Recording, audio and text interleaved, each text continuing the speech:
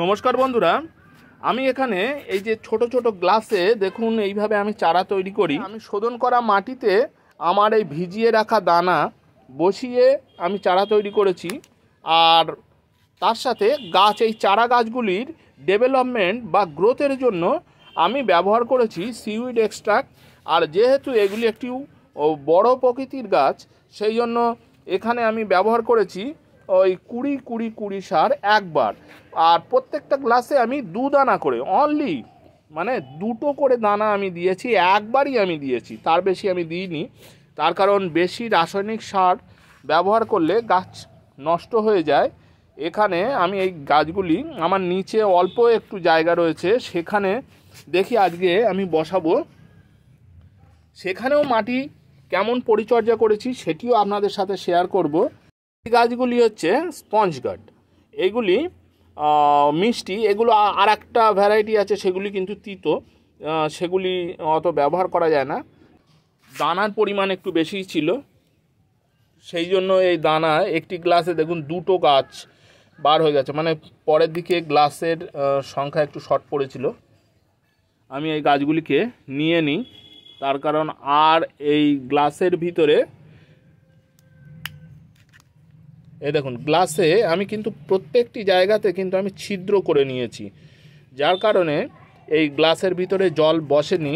আপনি দেখুন এখানে রুট গ্রোথও কিন্তু, এই যে রুট আপনি কিন্তু দেখতে পাচ্ছেন ট্রান্সপারেন্ট গ্লাস হিসাবে, এই দেখুন রুট কত সুন্দর রুট গ্রোথ হয়েছে। আর অতিরিক্ত জলও আমি দিইনি। চারা গাছ করার ক্ষেত্রে আপনাদের অবশ্যই এটা আমার মনে হয় খেয়াল রাখতে হবে, গাছ যেন ভালো মাটিতে তার শিকড় ছাড়তে পারে। তার কারণ মাটি যদি দূষিত হয় তাহলে আপনার গাছের রুট গ্রোথ বেশি ভালো হবে না, আর এতে আপনি কাঙ্ক্ষিত ফল তো কখনোই পাবেন না। আর তার সাথে আপনি জৈব সার বেশি ব্যবহার করুন।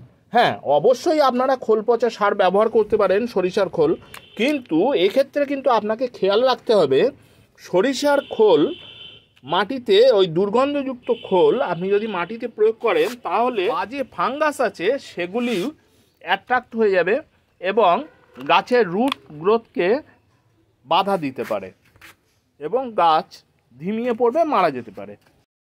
এইভাবেই আমি গাছের পরিচর্যা করি। এই গাছগুলি আমি নিচে নিয়ে চলে আসলাম। এখানে আমার খুব বেশি জায়গা নেই।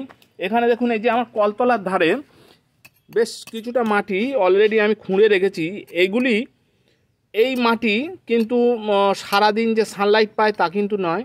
আর এই মাটিতে আপনি বুঝতেই পারছেন আমি শোধনও করতে পারবো না, তাহলে আমি কি প্রয়োগ করে রেখেছি এখানে, আমি যাতে নিমাটোডের আক্রমণ না হয়, এই মাটি থেকে যাতে আমার নতুন গাছে নিমাটোডের আক্রমণ না হয়, সেই কারণে এই মাটিতে আমি ফিরোডল আমি ব্যবহার করেছি। অনেকে ফাঙ্গিসাইড বা নিমাটোডেক্স এই ধরনের প্রোডাক্ট ব্যবহার করতে পারেন, কিন্তু আমি ফিরোডল ব্যবহার করে দেখেছি, বেশ উপকারী আর দামও বেশ কম।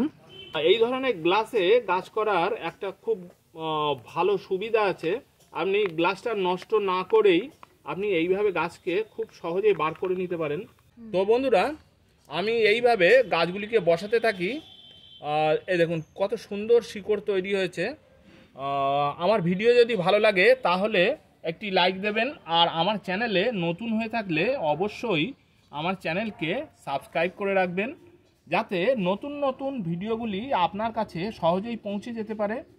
আজ তাহলে এই পর্যন্তই বন্ধুরা, দেখা হচ্ছে নতুন একটি ভিডিওতে।